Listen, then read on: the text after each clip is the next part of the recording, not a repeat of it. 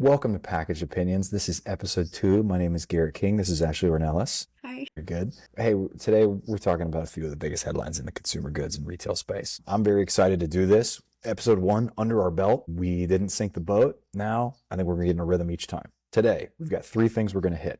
I think I've got 2, and you've got one that I'm really looking forward to. Yeah. I want to talk today about a program that Texas grocer H-E-B has launched called Favor Gold, because I think there's some interesting stuff in there. Maybe you might say gold in there. And I also want to talk about some of the funky things that are happening in the luxury business right now, because I think there's a lot of interesting stuff. And then today, you're also going to cover... I'm covering brands that were once cool that are now coming back and what they're doing to be successful. Very good. Are we going to talk about Jinko today? I don't know who that is. What is Jinko? You don't remember Jinko jeans? No, The super wide leg jeans, like early 2000s? like jeans. Yeah. I just didn't call them that. But yes, that's exactly what we're talking about. All right, good, cool. All right. Well, look, let me hit it right off the bat. First headline I want to talk about is H-E-B is launching their own delivery service, which is like a premium subscription program with a subsidiary that they own called Favor. Ashley, are you in the loop on Favor at all? Mm-mm. All right. Think about like a GoPuff or sort of like a DoorDash, like rapid delivery for like a smaller assortment. H-E-B bought these guys back in 2018. They are really close in proximity. H-E-B is based in San Antonio. It's a grocer similar to a Kroger or a Safeway for many of you that aren't familiar with the market, but they really lean into the mystique and the ethos of Texas. Your tortilla chips might come in the shape of Texas. Your air fresheners might be bluebonnet scented. Instead of sushi being made in the store, they're going to make fresh tortillas and fresh guacamole for you. If you think I might be biased and shilling for them, I'm not paid. I'm just from Texas and I really like them. Yeah, I get it. Anyway, so they're from San Antonio.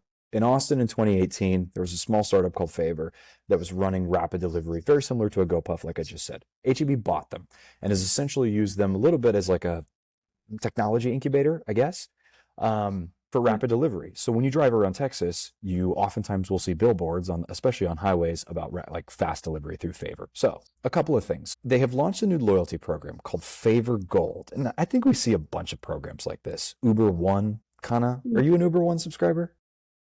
Do you do Lyft Pink? Do you do any of this? I do Lyft Pink. Yeah. Are the benefits good? I don't know. I have no idea. You don't even know what the benefits are? I have no idea. I don't know. My credit card's like, here, I'll cover this thing. Whatever. That's what I do. Think about how many consumers make decisions like that. There's a lot. Probably a lot. Yeah. Yeah. So anyway, H-E-B owns these guys. They have created a $10 a month membership, and it comes with a few key benefits, which I actually think are kind of compelling, but I want to get your take. Number 1, $10 off of a $50 basket at H-E-B every month. So if you do your grocery shopping there, which millions of Texans do, you've immediately made your money back. In addition, free delivery for H-E-B groceries all the time. I don't know. Seems pretty compelling. A birthday reward, TBD on what that is. 15% off select local restaurants. I don't know the details on that, but maybe it's good. And where I think we really need to dial in is limited edition Texas-centric accessories, such as a tie that has a bowl of chili on it, earrings in the shape of chicken wings that are gold, or, perhaps my favorite,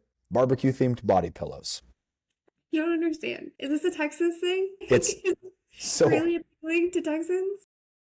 I think there's a few things here. Yes. I'm talking about the earrings and body pillow. Well, no, that's weird, but that's something that's kind of, I think, unique about Texas is how often businesses and people here lean into the myth of the state. I like this for a couple of reasons, and then I want to hear your take too. Number 1, it's par for the course for H-E-B. I think they're pretty well known for trying to own the experience themselves. Like, we're going to rather than white label somebody else's services, we want to figure it out on our own. They want to own the narrative and the approach themselves. All right, so let me get to my point. I like this for H-E-B for a couple of reasons. 1, I think it dials in even further the connection that they have with their real core customer base, and they lean into the thing that they lean into in so many other parts of their business, which is leaning into the myth of the state of Texas. They're making it feel like it's our thing. So I think that's the first thing.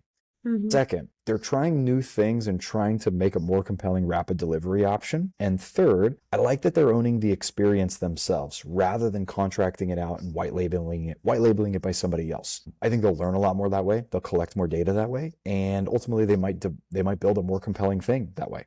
What do you think? Yeah, I agree. I mean, isn't that similar to what Targeted was shipped? They shipped for that specific reason. Really good comparison. I should have thought about that. No. Well, But yes, I think it's really compelling. I think $10 off a $50 purchase every month is great. It's rather impressive, I think. And the food credits, I don't understand why this is a thing for restaurants, but Instacart's doing it too, where you get certain number off of like Uber Eats or DoorDash or whatever. I don't understand the partnership, but I like the surprise and delight whenever they're like, you have extra credits for this other thing, which is amazing. I think it's smart. I think it's smart of them. And I think, to your point, it's a way to connect with their local audience and give them something that's special. I think so too. And of the 3 free gifts, which one would you prioritize? Yeah, I knew that was coming. Did you? I'm really tied between chicken nugget earrings, because you know I'm an accessories girl, and a body pillow. Who It's funny. wouldn't? What would you do though? Imagine a big brisket body pillow. Like, that's just so weird. I think I'm between those two, and I would give the earrings away as a gift because I don't wear a whole lot of earrings, or none, in fact, or the brisket body pillow because I think it's hilarious. Although the bowl of chili tie, I feel like I see that in your wardrobe. I Like, don't wear a lot that of is ties something you though. would do. Yeah, I do. Yeah, I can mean, you would happen. just like mix it up with the bolo, you know? Yeah, that's a fair point. Okay. Well, we'll keep an eye on this one. I think it's really interesting. I think now let's hit brands that are back. You want to do that? Yeah, Okay. brands are back. Brands that were once cool that are back again. Essentially, what's old is new, which makes me feel extremely old. I don't know about you, but it's killing me.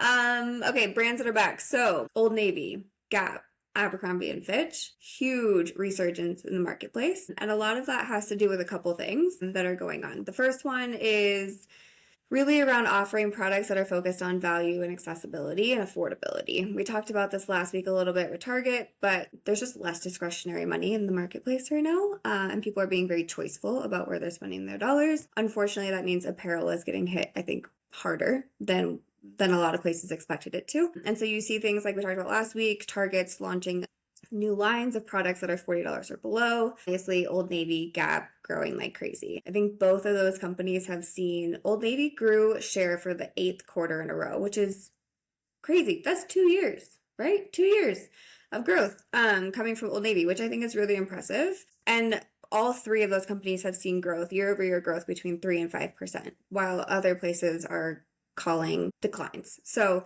there's something here. And I think a lot of it just has to do with the fact that someone can come in to an Old Navy, they're still being innovative and creative and on trend, but offering it at a valuable price that is appealing to not only individuals, but whole families. And so their dollars just go further in stores like that. The second thing that's contributing to the resurgence of these brands, which I think is wild, but more fun to talk about, is this idea of a Y2K fashion revival. Everything from the 2000s, like you said, is coming back in style. And these brands are taking advantage of it. So I remember, I don't know about you, but I remember like going shopping with my mom. And I was so embarrassed because my mom would be like, I used to wear stuff like that. And I'm like, then why am I wearing it? And now I walk into a store and I'm like, hey, I used to wear stuff like that. And it's like, oh shit, this is coming back. So essentially, influencers are really leaning into this idea of nostalgia and renewing, I don't know, styles from the 2000s. That has a lot to do with like classic styles. And they're really speaking loudly to younger generations like Gen Z. And they're really drawn to this fashion trend of the early 2000s, baggier jeans, classic styles, bold colors, heavy logos. Like, I thought we were walking away from logos, but apparently we're walking towards logos again, which is wild. And places that used to dominate that space were Gap and Abercrombie and Fitch. They were known for like the big Gap sweatshirts. Abercrombie and Fitch was known for all of their logos and graphic tees. And so they're really coming back in style and able to grasp a lot of the, I would say, like influencer conversation in social media. The other thing that they're doing is TikTok, obviously. A lot of them are leaning into influencers, but TikTok in particularly is amplifying a lot of these trends. So influencers are wearing, you know, the Gap sweatshirts, the Abercrombie and Fitch jeans. Abercrombie and Fitch did a whole redo of their jean line recently, their denim line, which is really supporting a lot of the growth that they're seeing. So just being more on trend, inclusive in sizes and styles, and it's really picking up, I would say, some speed and some momentum. And then lastly, Gap is really capitalizing on this influencer like craze, I guess, if you will, and releasing limited edition versions of some of their iconic items. So they're creating some buzz by launching like the classics, but launching them in limited runs. Lastly, Gap is really leaning into the social craze and releasing limited edition versions of some of their old classic items, which is just creating a lot of buzz, and a lot of like desire for these items again, which I think is so fascinating. Question for you: what other retailers are reinventing themselves, or what other retailers remind you of like old school retailers that you used to go to? You've hit the big ones. Gap and Abercrombie are two of the biggest examples that I would think. I would also anticipate that Hollister is due in the next 3 years, Yeah. perhaps. Yeah. Look, I mean, did you expect Abercrombie would be back? I sure didn't. I think that could be it. I also think there's probably there's still more brands out there that are kind of the, in the graveyard of the early 2000s that may be back. Like Sobe Beverages. I could see that coming back. What else? Sobe. That's Snacks like interesting. not Dunkin' Donuts, Dunkaroos, right? Like Oh, things that we ate when we were a kid. Yeah, I don't know. It also makes me think, if you want to be a little bit ahead of trend, is it just time to like go back and look at catalogs from like 2008 to 2011 and Yes. be like, oh, okay, cool. That's what's next. Because we're always 20 years behind. Yeah. So like, let's just do that. Yeah. Or Huh. like literally the pants that I've been holding on to for 20 years, I'm just gonna like start wearing again because they're Bust cool them back again. out. Yeah, there you Yeah, go. it's wild. Man, look, nostalgia is forever. And it feels like maybe the number is 20 or 25 years in the past. Yeah. What trend did you jump on that was like an old school trend? Well, I think for me, and you've known me well enough. I think if you look at my wardrobe, there are certainly lots of notes of like 70s and 80s dads and like old Marlboro cowboys and things like that. Like, what I mean, look at me. Like I have a mullet and a tacky Oh, mustache and I'm wearing like this 70s Pendleton shirt. yeah. So like, if so, like if the 20 or 25 years things hold, that kind of holds steady because I'm 36 right now, right? Or maybe how do I phrase this one? I'm not describing that one right. It's almost like it's like 15, what was popular when you were born? I think maybe that's what I mean. Mhm. When you're young, like when you're in your late 20s, early 30s, if you associate with a different time, you might associate with the time that was relevant about 20 years ago, give or take. So like right now, we've got all these folks in their early 20s and fashion is mimicking what it looked like roughly 20 years ago. You know what I mean? I don't know. Maybe there's something there. Meanwhile, the things that I like, 70s and 80s, you know what I mean? It's about when 88, but like, you get it. I don't know. Yeah. What about Yeah, you? I know. The trend is wild. Like, we were walking away from logos and being loud and wearing a brand for a really long time. And now we're leaning into wearing logos and brands again. Let me hit a couple of trends real quick and you tell me, are they here for a while or are they gone? Is that okay? Ooh, let's do it. Like all these different shades of beige and brown, like the Skims brown palette. Is this here? Is it gone? What do you think? Oh, I don't want to answer this because my whole house is just shades of beige and browns. So I'm gonna say it's here to stay, but I bet you it's probably out. Okay, got it. Is like let's see what else. How long until skinny jeans are back? They're already back. Are they back? Yeah, they're already back. It's unfortunately all over in the social media world. Call wearing very slim denim as a young 20 something in New York City, especially in the summer, and just like the sweat associated with this. It's just I feel for people. I like that. I think that's it. I really feel for people. Totally. I mean, I like my baggy jeans and I like my belly button being covered. So, Oh, that's another one. yeah, Low rise denim. Is that back? yeah. Oh, Yeah, yeah. okay. Yeah, I guess you're right. Hmm. Low Okay. rise, baggy. Yeah. Man, Like TLC vibes. Anyway. I'm no. excited to see where it goes. I think what's interesting though is like Abercrombie and Fitch has obviously been talking about their growth and what's contributed to the success, which a lot of it is influencers, the retro, nostalgia, all of that. What's interesting though is a lot of them are talking about tariffs and how that's going to impact their business, which I don't think Abercrombie will have a big impact. I think a lot of what they create is from Vietnam, but I don't know how that will impact some of these other companies because I just don't know where a lot of their products come from. But it would be really unfortunate if they're getting this momentum and picking up steam and then might get hit financially with some of the tariff impacts. So interested to see what's to come. It's a really good point. Do you think this has a negative impact on firms like H&M? For sure. Yeah. For sure. Yeah. And I don't know if you know, and I don't remember what it's called, but Amazon actually launched a new platform that directly competes with Shein. Are you familiar with it? Do you know what it's called? I know about Amazon Haul, but that's like kind of going after Temu, right? Oh, kind of the same thing. Temu, Shein, Yeah, right? okay. Same vibe. Yeah. But yeah. Anyway, I'm scared of like what's to come. So another one that's trying to come back and really ride the wave of Y2K, Four Locos. Like, What's dude's your, mad. yeah, what's your experience with Four Locos? Can we just hit that real quick? Yeah. So Four Locos is terrifying because it's like, I'm gonna date myself, but it was college drink of choice, obviously. In which case, it's an alcoholic energy drink, or it was at the time an alcoholic energy drink. I mean, I would be intoxicated and power cleaning my house at like 3 in the morning. It's a crazy concoction, or it was once upon a time. What about you? Yeah, same, but not cleaning my house. Fair. Yeah, I recall it well. Yeah, not fondly, but well. To me, Four Loko seemed like the best possible example, which like vodka Red Bull later took the mantle of we're going to Mm. borrow fun from tomorrow. Oh, You know, like it's just a short-term mortgage on what tomorrow's going to look like. You're never yeah. going to feel good after a couple of Four Locos, like 12 to 24 hours later. It's going to be awful. What Yeah. was your flavor?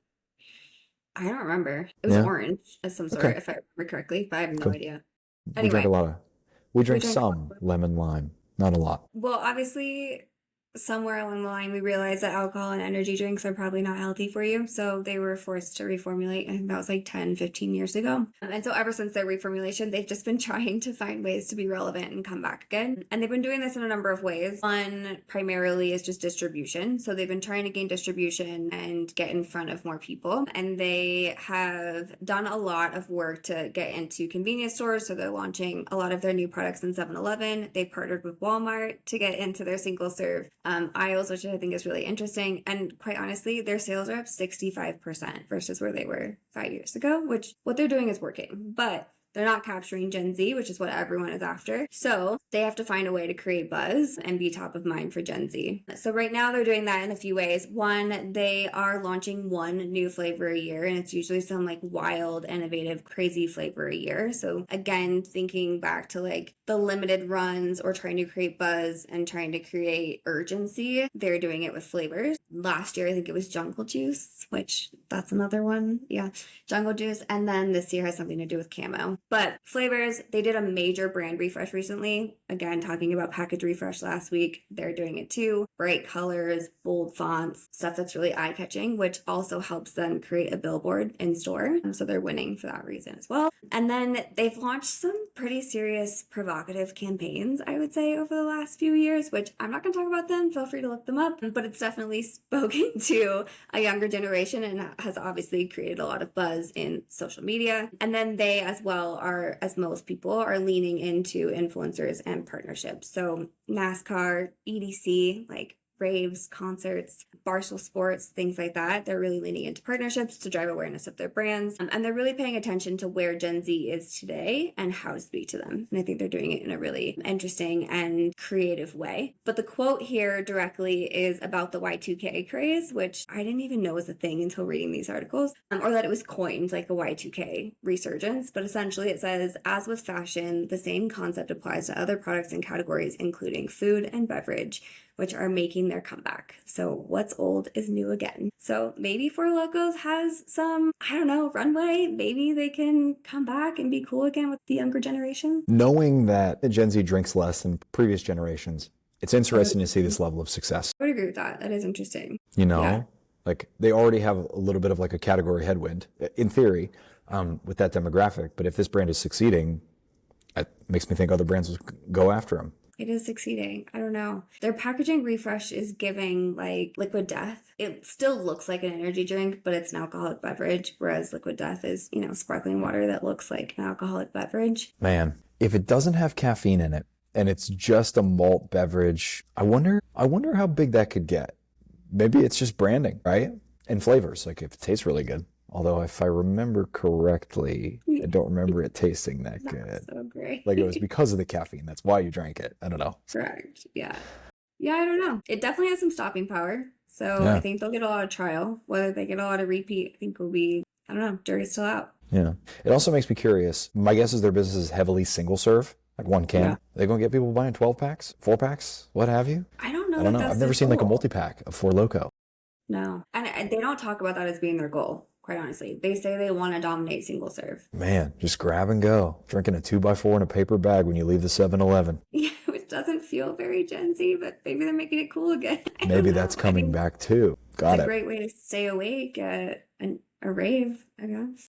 But if there's no Maybe. caffeine, Oh, good point. No caffeine. Still, I'm curious about this one. Like, let's see how it goes. Do you want to talk about something very similar to Four Loko and hit the trends in the luxury market? There's a lot of interesting stuff here, so we're going to dive on in. One, a little bit of, I don't know about corporate espionage, but some things are happening as the CEO of Prada, Andrea Guerra, has reportedly flown to New York City to take a look at buying Versace. Versace, they're in transition. Donatella Versace steps down as the main designer after 3 decades. She's handing it over to a designer from Miu Miu, Dario Vitale. And it comes at a weird time for them. It's in the shadow of a failed acquisition where Versace and their parent company nearly got bought. The company that was going to buy them was called Tapestry, who owns Coach brand, etc. Tried to buy Versace and all the other brands that are held in that holding company, Capri, for $8.5 billion. So that huge acquisition didn't work out. It didn't pass the sniff test with antitrust here in the US. But if this smaller acquisition goes through, I think it does a couple of things. One, it would bring Versace back under Italian ownership, which is currently owned by a New York-based company, like I mentioned. And it also gives Prada a little bit more heft and like weight to throw around as they compete with the gargantuan LVMH. You want to hit the numbers? Sure. I got some numbers. First off, I'm no valuation expert. Do not take this as stock advice. Anyone, any of the 2 listeners or whatever. Good call. But they sold $193 million in the fourth quarter last year, which if you extrapolate that out, that means they're doing about $800 million a year in top line, maybe a little bit less. And they're on the market for $1.5 billion, which means they're selling it for 2 times annual sales. Like, I don't buy a lot of companies, but that seems light. I also think growth is kind of rough. Like, they were down 15% in the fourth quarter year over year. They are not profitable right now. They're going to lose money this year and they hope to break even next year. I think Capri might feel a little bit pressured to do it for a couple of reasons. One, they're in the shadow of that failed acquisition, so they might feel the need to like do something because their business isn't healthy. And then 2, they also have a little bit of pressure from the street. S&P Global Ratings downgraded the quality of their debt in February, so they don't look as much of a safe investment as they might have in the past. And if this goes through, and if it goes through at the price that we're looking at, it would be a loss of about $600 million. We bought Prada for $2.1 billion back in 2018. So they'd be selling it for $1.5 billion 6, 7 years later. Not a great ROI. I don't understand why do it. And also, I don't know how are they not profitable yet. I wonder about this too, because you would think that the margin structure on those products is so high, but maybe the investment that goes into branding, running the beautiful stores, etc., you end up spending tons of money. And even though you got a high gross margin line, your net profit is really crappy. I don't know. Yeah, that's one I would definitely dig into. Doesn't check out to me. No. A couple other thoughts, like if I had to try to put an outlook together, and we'll try to play amateur banker here. Here we go. One, I talked about like the failure of the previous acquisition. It didn't pass the FTC test. So I think this is a way potentially to, 1, make a move, and then 2, given the fact that they have some debt that's been downgraded, maybe this is a way to create some breathing room and focus on like one less fire to fight, because they have a number of brands, and maybe if they sell Prada, like we could focus on less but better. And I think we've seen this in some other businesses too. Like, and one example might be when Procter & Gamble back in 2015 sold some beauty brands like CoverGirl and I think Clairol to Coty Beauty, so they could focus on their bigger hitters, right? Pantene, etc. Here's my opinion that is worth probably the same amount of money that you paid for it. And that is, yeah, it's good, right? I think there's like real storm clouds brewing, if not raining, on the luxury category. Like consumer sentiment here in the West, shaky, real shaky. And historically, like for the last 5, 10 plus years, Asia, especially China, has been a real nice place to grow. That's not happening anymore. They're not growing at the rate anymore. They got their own economic challenges, and I think the consumer over there is shopping a little bit differently too. In addition, around this whole luxury category, we're seeing a lot of turnover on the top dogs, like in terms of creative directors. Gucci, just their creative director is turning over. Jill Sanders' creative director is turning over. Pharrell is now creative director for Louis Vuitton. Like, I mean, a lot of movement in that space. And so I'm like, what's my metaphor? Yeah. 80s football players, 80s football coaches. I don't know. When you're on an executive team, you feel like you got to make a change. Fun. But sometimes that's a good move. And sometimes that's right before somebody kind of figures it out. Like imagine you're a Niners girl, right? Like if you had a team. I understand. Imagine if they had fired Bill Walsh right before Steve Young tried to start figuring things out. I'm from Dallas. Imagine if they got rid of Jimmy Johnson right before they took off in the early 90s. Like, sometimes change is good, sometimes it's not. I don't know. I think this is one of those things, like the pendulum is swinging to a rough place for this category right now. It'll come back and, it ain't gonna be dicey forever, but I think it's gonna be really bumpy for these brands like this for a while. Do you actually think it comes back? We talked a lot about like dupe culture not too long ago. It didn't get aired, obviously, one of our practice runs, but dupe culture is big and eating up at a lot of these, luxury brands. Like, do you think luxury actually comes back? Eventually, yes. Two things. One, youth wants change and freshness. So I think we're going to have a situation where, just like if you look at like pendulum swinging in generations past, right now, if dupe culture is super hot and it feels like really good to like pull a fast one on like the fat cats running these luxury brands, you get my point, like the sentiment. Mm-hmm. Someday you're going to have a younger generation, whichever one that it is, that looks at it and is like, no, I kind of want to express myself. You know what I mean? And I want to do that in a different way. It's not about, look at this find that I found at Abercrombie. It's like, I want a sick Coach bag or what have you. Or like, I love what Gucci is up to with these crazy horsebit loafers. I don't know. It'll come eventually. We just don't know when. Yeah. Yeah. That's true. High-waisted jeans, low-waisted jeans, wide leg jeans, skinny jeans. I mean, it's like, right. Like, it's just constantly in flow. I mean, mullet, that was like a cultural suicide for 30 years. Now it's cool again. You get it. Like you're wearing super cool like 70s race car driver glasses. I know. Would you have done that 10 years ago? No. Your style of glasses was very different 5 years ago. Yeah, So no, I hear you. So then I guess my next question, Prada buys Versace to compete with Louis for the most part. Is it enough? LVMH is a behemoth. Behemoth. Yeah. I mean, Versace is a brand that is a luxury brand and has some level of prestige. But I don't think I think it's maybe a step, but no. You? Agree. No. I mean, when you get Moet, Tiffany, I mean, like, do I need to keep going? Yeah. No. Yeah. Louis Vuitton? Yeah, no. I agree. I think it's a step. I think it's cool to have it back under an Italian company, correct? Yeah. I think that's awesome. I think it could help give it a little bit more direction. Like, I think to your point, Versace is very well known, but not as well known as it used to be, I think, or as prestigious as it used to be, but isn't enough to truly compete. I don't think so. I don't know. They're going to have to make some changes. And I know I may be going back on what I just said earlier. Sometimes change is not so good, but in this situation, I think you probably got to shake it up. So Burberry recently has made some really interesting creative choices that kind of take like a little bit of a stodgy British brand, and like move them into a direction that feels a little bit more fresh, but also true to their heritage, which I think is what you're trying to do in something like this. So I feel like Burberry and Versace are on the same playing field. Yeah, I think it's a really fair comp. Different places they're from, totally different people they've been going for, but like a luxury brand, but maybe not the same thing that it once was. Interesting. Coach has been doing some really cool stuff too, trying to reinvent themselves. What do you make of that? You're closer to it than I am. I'm not, but they've done a lot with like removing logos. Logos in accessories aren't as cool, I guess. I don't know.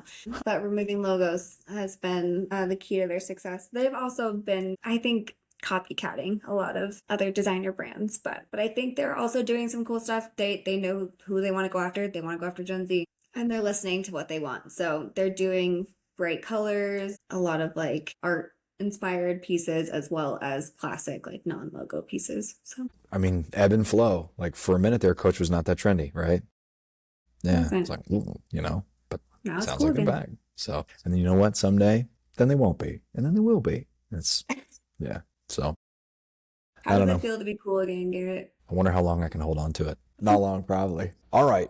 Do we have anything else today? I don't think so. We were just talking about what's old is new. Some cool stuff. Yeah, cool. We have completed episode 2. We have completed episode 2. All right, so that wraps it up for us. We'll be back next week. Thank you for listening. Any feedback is welcome. Please let us know what you want to hear more of, what you want to hear less of. This is very much we're learning, we're growing. Ashley, nice job today. That was really fun. Likewise. Thank you. All right, See y'all cool. next week.